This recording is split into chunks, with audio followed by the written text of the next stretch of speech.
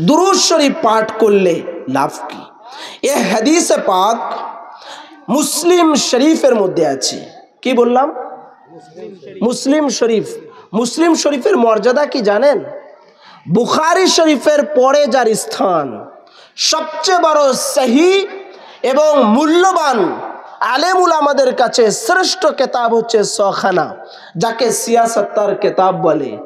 सियासित्ता बोले सेई सियासत्तार मध्ये प्रथम रैंके रयेछे बुखारी शरीफ एरपरे होच्छे मुस्लिम सेई मुस्लिम शरीफेर हदीस नम्बर 408 एवं तिरमिजी शरीफेर सुनानेर मध्य रयेछे हदीस नम्बर 485 इब्ने हिब्बान तिनी तारा सहीर मध्य एनेछेन हदीस नम्बर 906 इमाम अहमद इब्ने हम्बल तिनी तार मुसनादेर मध्य एनेछेन तृतीय खंडेर 372 पृष्ठार मध्य सल्लु अलैया फ़इन्नहु मन सल्ला अलैया सलातन सल्लल्लाहु अलैहि बिहा आशरन रसूल करीम सल्लल्लाहु अलैहि वसल्लम इरशाद फरमिয়েছেন हजरत আবু হুরায়রা রাদিয়াল্লাহু তাআলা রওয়ায়াত করেছেন বলেন যে তোমরা আমার উপরে দুরূদ পড়ো কে বলতেছেন নবীজি রাসূল পাক কে বলতেছেন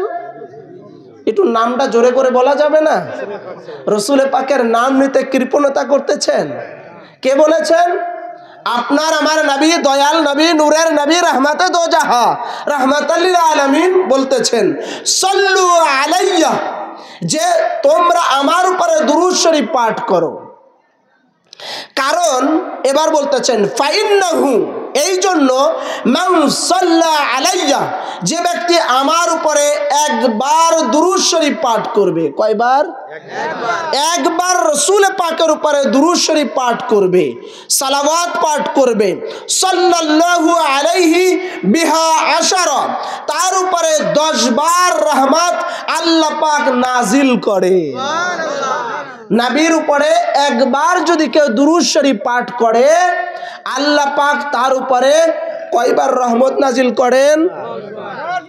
10 বার চারটাখানি কথা রাসূল পাক সাল্লাল্লাহু আলাইহি ওয়াসাল্লামের উপরে এক মারতবা যে দুরূদ শরীফ পাঠ করবে রাসূল বলেছেন আল্লাহ পাক তার উপরে 10টা রহমত নাজিল করেন এরপরে আবার